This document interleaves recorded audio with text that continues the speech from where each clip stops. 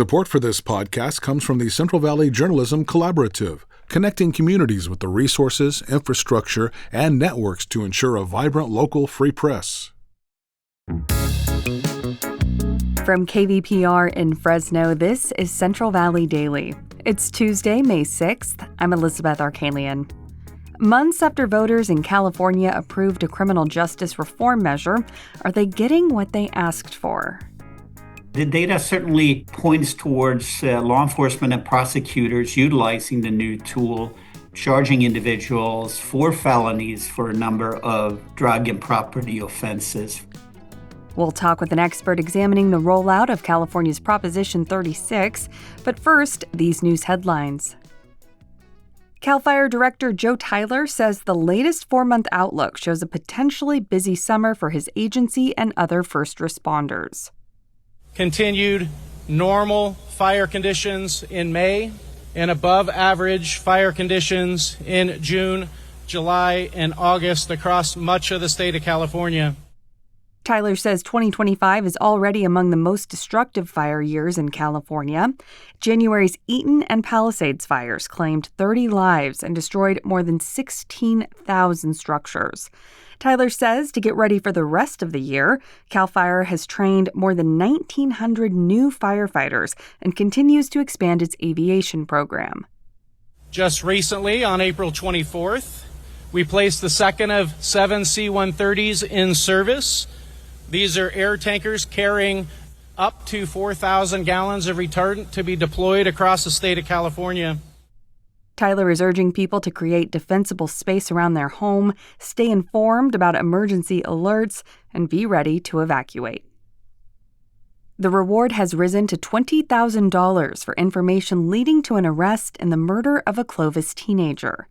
18-year-old Caleb Quick was shot and killed in late April outside a Clovis McDonald's. Police say the suspect was last seen wearing all black and carrying a handgun as he walked away from the fast food restaurant. The Sierra National Forest is offering free conifer seedlings to mountain and foothills residents. As KVPR's Carrie Klein reports, it's part of a reforestation effort. The seedlings will be available at ranger districts in North Fork and Auberry. The ponderosa pines and other conifer seedlings are a year old and were grown from seeds picked by the Forest Service. They're part of an effort to reforest 1,200 acres damaged by the French Fire and the Creek Fire. That effort could involve more than 100,000 seedlings of Jeffrey pine, sugar pine, red fir, and white fir. The seedlings available to residents are intended for private properties. Residents are limited to 5 to 20 seedlings each. For KVPR News, I'm Carrie Klein. California corrections officials are investigating a riot that happened last Friday at a Tehachapi State Prison. The state corrections agency says around 100 incarcerated people were involved. Staff were able to stop the incident using non-lethal force. 4 inmates with injuries were transported to outside medical facilities. No staff were injured. Corrections officials say they're conducting a thorough investigation. A valley reptile is in the running for the nation's favorite high school mascot. Kalinga High School's horned toads are among 8 finalists for the national contest. This comes after the mascot was crowned a national favorite last year. The school received more than 800,000 votes in that competition. This year's contest will close today. The contest is sponsored by the64.com. The White House executive order targeting NPR and PBS is just one of several attacks underway on America's public radio and television stations. KVPR has served the Valley for 47 years, and we're not going anywhere. But we're going to need your help. With federal funding on the brink, your support is essential. Become a monthly member today at kvpr.org and stand up for public radio. You can make a difference. And now to our main story. Should we be tougher on crime in California? Many voters think so. That's why an overwhelming majority of them voted in favor of Proposition 36 last fall. Among the policy changes, Prop 36 increased penalties for people convicted of certain drug and theft crimes. The proposition was put forth as a wave of retail theft incidents shaped voters' perspective on crime. Videos and images of crime rings became a conservative talking point. but some liberals were on board too. Democratic Governor Gavin Newsom even signed laws designed to make it easier to prosecute retail theft just months before the election. But he actually opposed Prop 36's aggressive approach, even though the measure earned the endorsement of the state's District Attorneys Association.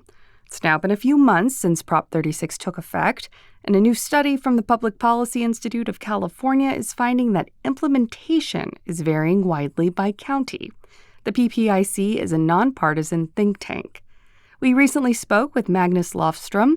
He's a policy director and senior fellow with PPIC to learn more about Prop 36's rollout. Magnus starts us off with some brief background on the measure.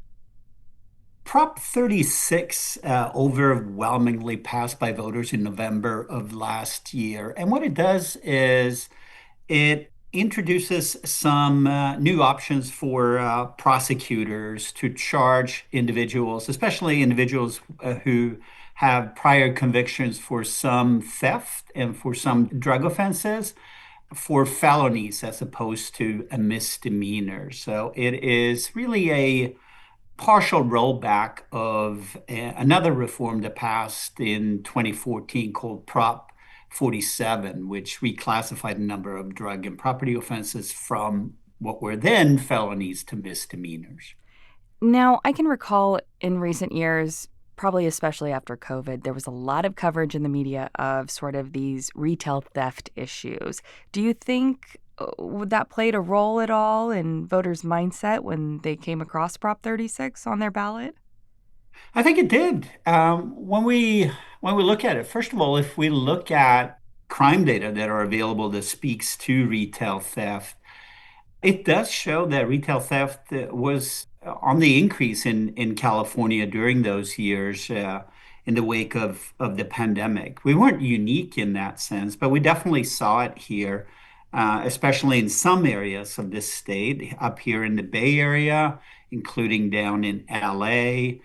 So there's definitely crime data that speaks to that supports that notion that retail theft was on the uptick.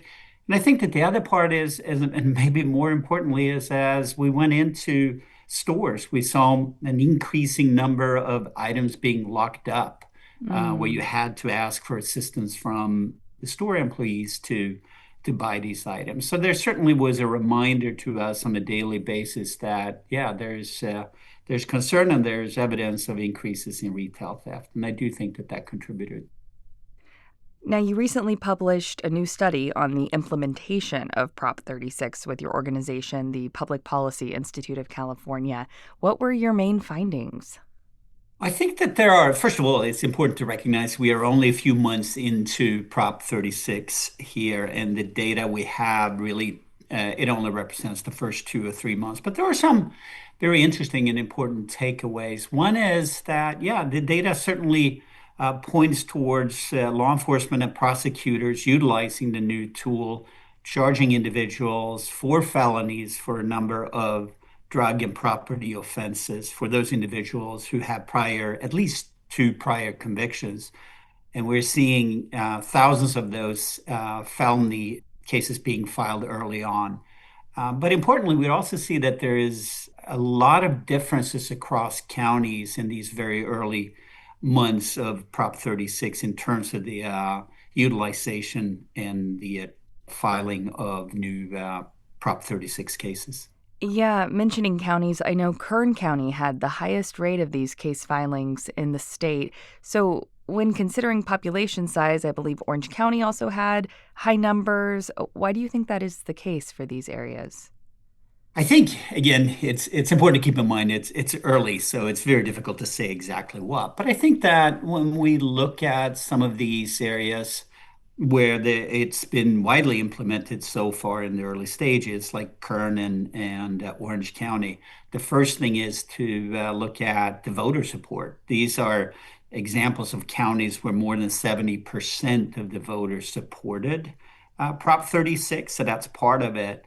And then I think, when we look at a place like Kern County, for example, it's a county that has been struggling with retail theft for some time. It has one of the highest retail theft rates of any counties in California. So that's likely a contributing factor to that. Orange County, again, a lot of support there. And I think that the other factor that contributes to differences in how it's being utilized so far is resources and the availability of treatment. Prop 36 introduced something called a treatment mandated felony for those individuals who have at least 2 prior drug convictions. And that then raises the questions of the availability of effective treatment for those circumstances, and if there's funding for it as well. And Orange County has pointed out that we do have the resources in Orange County, and there's widespread support for utilizing this new tool. So I think that has contributed. So I'm curious, Magnus, do you think these data points, you mentioned it's early, which is true, but do you think over time we'll maybe start to see some more evening out across all California counties? Are just some counties taking longer to implement Prop 36? When will we have maybe a more solid idea of what this implementation's looking like? Yeah, that's a great question. I think part of this is what we were hoping would drive the implementation and possibly differences across counties is the differences in the kind of issues that they're dealing with, and also how they're being implemented. There are a lot of questions. It's not simply whether these charges are being filed with the courts. It's also how they're being implemented. So it's identifying the circumstances in which it's effective. That, for example, if we're talking about treatment mandated felony, that actually reduces substance use, leads to improvement in homelessness and other things. The other question is to what extent it's reducing retail theft, another intended goal of the proposition. So I think, what we're hoping is that there will be evaluation and assessment of what works and what doesn't work, and that those kind of efforts will guide the extent to which it's being implemented, how it's being implemented, and that can certainly lead to continued differences across counties in the extent to which it's being utilized. And before I let you go, Magnus, I wanted to ask, too, do you think there are any unintended consequences that we could see with Prop 36 being implemented?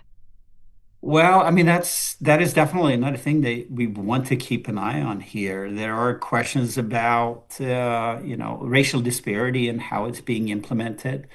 So that's something that we observe in the criminal justice system already, is that there's notable racial disparities. So is this going to exacerbate that situation? That's one possibility. The other possibility and an unintended consequence would be that individuals are being charged with felonies, the treatment mandated felony, and may not be successfully completing that and ending up in jails or prison for a longer time than expected. So those are some possibilities. There is, fiscal impacts as well, and we just don't know how they will look like, but that's certainly something to keep an eye on as well, to ensure that there is available funding and resources for effective implementation. Magnus Lofstrom, Policy Director and Senior Fellow at the Public Policy Institute of California. Thank you for breaking this down for us. Thank you. And that's today's show. Today's episode was produced by Jonathan Linden and KVPR with support from the Central Valley Journalism Collaborative. I'm Elizabeth Arkalian. Find the latest local news anytime at kvpr.org.